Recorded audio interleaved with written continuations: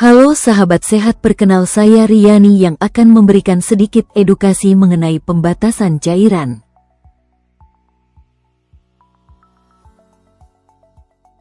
Sebelum masuk ke materi pembatasan cairan, CKD atau gagal ginjal kronis itu apa sih? Gagal ginjal kronik adalah kondisi penurunan fungsi ginjal secara permanen. Beberapa tanda gejala yang sering dirasakan pasien gagal ginjal kronik.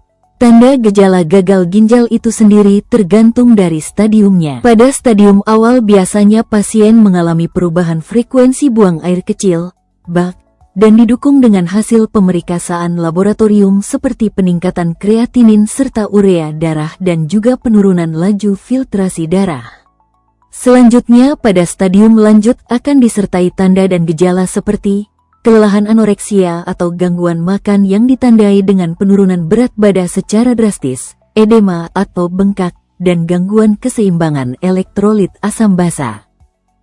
Selain itu, pasien juga mengalami gejala lain seperti mual, muntah, dan perubahan warna kulit. Pengobatan pengganti ginjal yang dapat dilakukan pada pasien gagal ginjal untuk meningkatkan kualitas hidup ada beberapa, yaitu dialisis peritoneal, transplantasi ginjal, dan juga hemodialisa. Seperti yang sudah disebutkan, satu pengobatan tetapi gagal ginjal adalah hemodialisa. Sebelumnya, hemodialisa itu apa sih?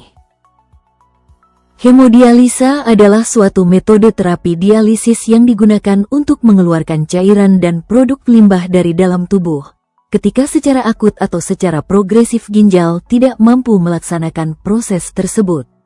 Hemodialisa bertujuan menyaring sisa metabolisme dan kelebihan cairan dalam tubuh dan dikeluarkan melalui mesin dialisis. Selain melakukan hemodialisa, pasien juga harus melakukan beberapa terapi non-farmakologis untuk mencegah terjadinya komplikasi dengan diet rendah natrium atau rendah garam, kemudian kontrol berat badan, dan lakukan pembatasan cairan atau fluid restriction. Salah satu terapi yang dapat pasien adalah dengan pembatasan cairan. Apa itu pembatasan cairan atau fluid restriction? Adalah upaya mengatur dan membatasi jumlah cairan yang masuk ke dalam tubuh sesuai dengan kebutuhan dan kondisi pasien.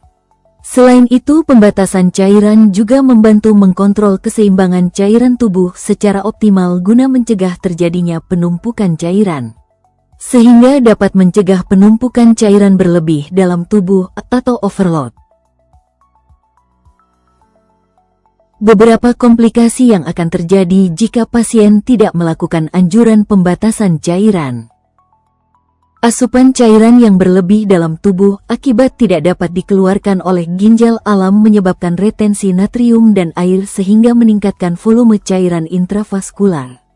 Peningkatan yang terjadi ini alam menimbulkan tekanan hidrostatik yang akan mendorong cairan keluar ke ruang interstisial sehingga terjadi edema dan peningkatan berat badan. Jika berlanjut, cairan dapat menumpuk di alveolus paru sehingga menghambat pertukaran oksigen dan karbon dioksida yang menimbulkan sesak napas. Kelebihan cairan juga meningkatkan beban kerja jantung dan dapat memperburuk edema paru.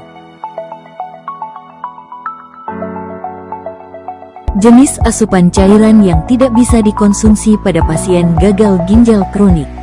Asupan cairan yang menyebabkan beberapa komplikasi tidak hanya berasal dari air minum atau air putih saja, tetapi juga bisa dari sumber cairan lain seperti makanan berkuah seperti sop, es seperti es krim dan es buah, buah dengan kandungan air tinggi seperti semangka, dan juga makanan tinggi garam. Selain itu, selama pasien masih bisa mengkonsumsi nasi, disarankan untuk tetap makan dengan nasi dan menghindari mengkonsumsi bubur, teh, dan juga kopi. Batasan cairan untuk pasien hemodialisa. Batas cairan setiap pasien hemodialisa verbena beda. Tetapi menurut Smeltzer dan Bare, jumlah urin 24 jam ditambah 500 ml. Untuk mempermudah menghitung urin, pasien bisa menampung urin dalam botol bekas dan lakukan pengecekan urin rutin 1 kali dalam sebulan. Beberapa cara yang dapat dilakukan pasien untuk mengkontrol atau mengurangi rasa haus dengan cara berkumur air tanpa menelan, kemudian mengunyah permen karet bebas gula, dan mengulung es batu kecil dan sebisa mungkin kurangi es diganti dengan air hangat. Jika pasien melakukan pembatasan cairan sesuai dengan anjuran tenaga kesehatan, maka akan mencegah komplikasi seperti edema dan sesak nafas. Selain itu juga dapat membuat proses hemodialisis lebih nyaman dan meningkatkan kualitas hidup.